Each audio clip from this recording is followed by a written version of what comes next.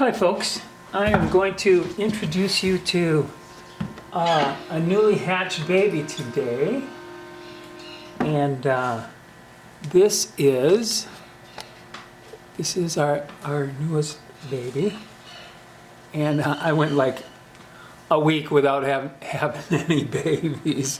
That's about it. We just sent, let me get this camera situated a little bit here for you. We just sent Logan home about, let's see, not quite 2 weeks ago. There we go. Okay, hey baby. She was just making some noise. I'm calling it a she because I've had like 4 boys in a row. It's really time for a girl. I just sent in the eggshell DNA.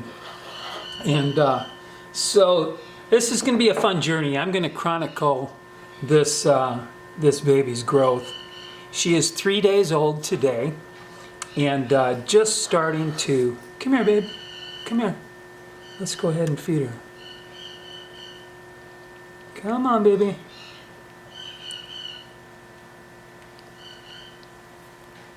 She's a good little eater. Look how strong she is. She's vocal. She stands up. She holds her head up. She's really a healthy baby. Oh my goodness. You can see you can see the let's see here. You can see the egg behind her in the incubator. So she's grown a lot. Just in 3 days, she went from 17.5 grams to 22 grams today. So she's really on a trajectory. I think that's all the food I'm going to give her for now. She's under a little heat lamp here, so we can keep her out for a little bit, I think. And this is feeding now about every 2 to 3 hours. What's the matter, babe? Huh? What's the matter? You gotta remember, she can hear me. She can feel me. This is the start of our relationship, and it's just amazing. These little creatures, and of course, you see, I have the incubator, and I get to know them very well. So I've had over 30 Triton Cockatoo babies, and they are with me until they're about 18 to 20 weeks. So just around 5 months. So they're still, they're just getting weaned at 5 to 6 months. Baby, what? What? You got it. You got everything. You got everything you're gonna get. So by the time I send them home to the new owners, they have been with me a lot. Around the clock here in the beginning, around the clock every couple of hours, and I hear her making noise, and I can hear her from her incubator. So every couple of hours when I hear her kind of fussing, I come over, I come running, and feed her right away. So like I just heard her squawk, and I thought, well, let's go make this video. And this is the beginning of just building a relationship with your bird. And one of the things that I try to encourage people is, as a bird owner, always ask yourself, what can I do for the bird? What am I doing wrong? These are the right kind of questions. If there's something, your bird is having a problem, it's like, look to yourself, and don't be afraid to ask yourself the questions, because it's not like you got a bad bird. Birds make noise, birds bite, birds get sick, birds have eating preferences. I mean, and Triton cockatoos. Babe, come here, baby. I mean, obviously, she's thinking she's hungry, but you can see her crop is very full. She's not going to be eating anymore. And you see that little head shake. That pulls. That knocks all the rest, any food that's within her mouth. She's trying to fill up the top of that crop area, and which is kind of cool. It's a cool little thing that they do. All right, babe, come here. This has been sitting in hot water, so it still should be okay for her. Formula is usually between 104 and 110 degrees. So I put it in a coffee cup here of water. It's not too hot, around 115 degrees, just to keep it slightly above 110. And, whoa! So this is gonna be such a fun journey because we're gonna do a video every week, and as she begins to grow and feather out and start to get personality, and that's why I wanted to start this one when she's only a couple days old, because we're gonna go all the way through, and you know, and that's good for you to think of as a new owner, to remember, you know, to remember how much effort is going into these babies, and how much time and attention that they really do get. You know, they get a lot of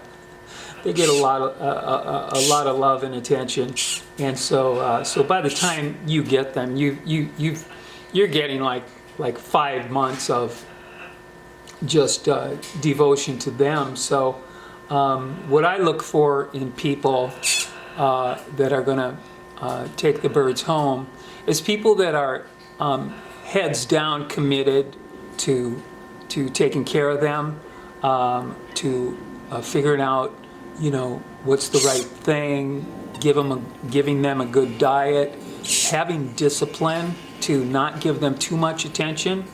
This is something I try to stress with everyone taking a cockatoo. They're a different kind of bird. They are the cuddle monsters, and you have to be careful that you don't spoil them. So you have to be willing to give them tough love at times. And it's not to be mean or unemotional about it. It's like you got to do the best thing for them. If that means I can't hold you for 4 hours at a time, then that's what you have to do, because they just get too dependent upon that. And then, you know, a year down the road, you're only holding them 15 minutes, and then they're going to be screaming for the other 3.5 hours to be held. So you have to be careful. You have to understand those things. Certain kind of questions that I really don't answer and I don't respond to when people get a hold of me is asking me to maybe tell them why this is going to be the best bird for them. It's like, that is not my job. My job is to take care of these babies and find the best home for them. For you and your lifestyle, if you don't know that this is the kind of bird that you want, then you need to do your research. And I will never try to convince anyone that this is the right bird for them.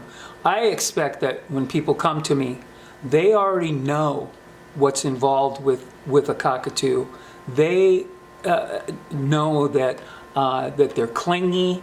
They know that they're smart, and that they live 75 years. And I expect you to have done your research and for you to know all this. And I'm just trying to provide the best home with the people that I trust that are going to take care of them. Because I'm not a pet shop. These are my babies. These are my babies. These are like, I love these little guys. You see that egg back there? See, that's an X and O's on on each side of that egg when it turns over. The X's and O's. Why did I do that? I don't know. It just came to mind, I guess. It's like, X's and O's, that's what they get. So I never, I can guarantee you, I will take a huge loss before I will try to convince someone just to get a sale that this is the right bird for you. It's like, if there's any doubt in your mind, then my suggestion is move along and try something else, because I have had people. I had a guy once from New York that got a hold of me after having the baby for about a week or two, and got a hold of me and said, the bird's kind of noisy. And I'm like, oh my goodness. People know cockatoos are noisy. And I just kind of trusted this guy that he knew what he was doing. And I said, well, what I suggest then is that you sell the baby right away while it's still a baby, so that you can get it into a home that's going to have the right expectation. Was that a harsh answer? I don't think so, because you should never be calling me and saying my bird is noisy. You already know that, and I'm 2,000 miles away. What am I going to do about your noisy bird? But the funny thing is that all my babies, they're really not noisy when they leave here. They're used to sitting in a cage by themselves.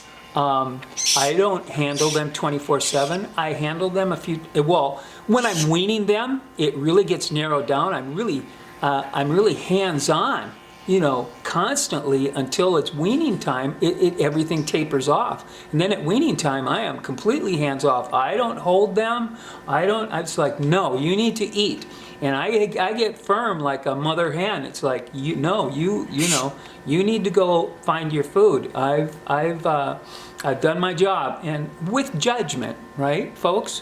It's with judgment. If I have to adjust what I'm doing for the success of the bird, then I do. But really, to be successful is when I have to pull back. So by the time you get the baby, you have to understand that this baby is going to take some transition time, and so your expectations should really be well, let's see how it goes, and let me see what I need to adjust to make sure that he's happy. And those are the kind of questions that you have to ask. What am I doing wrong? What can I do better? How can I make him want to do the desired behavior that I'd like to see? And what can I change? If something's not working, what can I change? And what's in it for the bird? There has to be some value for the bird. It has to be their food value, attention value, all those kinds of things. So those are the kinds of questions, is to look to yourself. It's just like with dog training. All these Cesar Millan and all these Dog Daddy and all these people, they're all trying to train you to be the leader and to be the one that to look to yourself for your dog's problems, and it's the same thing with birds. Look to yourself for your bird's problems and issues, and like even with a little baby like this, if she's not comfortable, maybe I have to adjust the temperature. Maybe I have to adjust the humidity, or maybe I have to feed more often. Maybe the formula's she's not feeling full, the formula is too weak. I have to thicken it up a little bit so it sits with her, and that type of thing. So I'm always looking to myself, and I expect that of other people too. Look to yourselves and be prepared for this magnificent creature that's going to come under your care. Just be prepared to be of service, to do what you can to make them happy. And then you will be so happy because you'll have this bird that loves you, that wants to be with you, that flies to you, that and then once you instill the right kind of discipline with a cockatoo, and you'll you'll have a very, very happy, enjoyable and entertaining and just an amazing time with these these little creatures. So let's watch this baby grow. This is going to be fun, you know. I hope it's a girl. It'll take me a while. I just sent in the mail today the eggshell DNA to Florida, and so it'll take a week to get down there, and then another week to process. I mean, by the time they get it, it sits in their mail for a few days, and usually takes me like 2 weeks to get a DNA. So we'll have a couple videos before then, because I'm going to do 1 week, 2 weeks, and this is our starter. 3 days. Oh, look at her. She's a little wobbly there. A little wobbly. But yeah, so this is going to be fun, and you're going to get to know this baby from the get-go. I'm really looking forward to this, and I've got time to do it. You know, I'm at home, self-employed, and this is my responsibility. This is my job, and I love my job. I just love it, and so for the next 6 months, we're going to have this baby, and then this other baby was a fertile egg. I just pulled out just a couple of days ago. I kind of missed it, actually. She had been sitting on it for about 4 or 5 days, because when I pulled it out, it was already showing the full signs of fertility, which is pretty cool. So I mean, I never count my chicks before they hatch, but everything being equal, we're going to have a couple babies going. And this one, my 17.5 grams up to 22 grams today. She's already gained about 5 grams just in I mean, you know, a third of her weight in 3 days. So that's just crazy. So this is going to be, she's going to be growing crazy fast. So this is going to be so much fun. So hang in there with me, and as always, I thank you for listening, and thank you for watching. Take care until next time.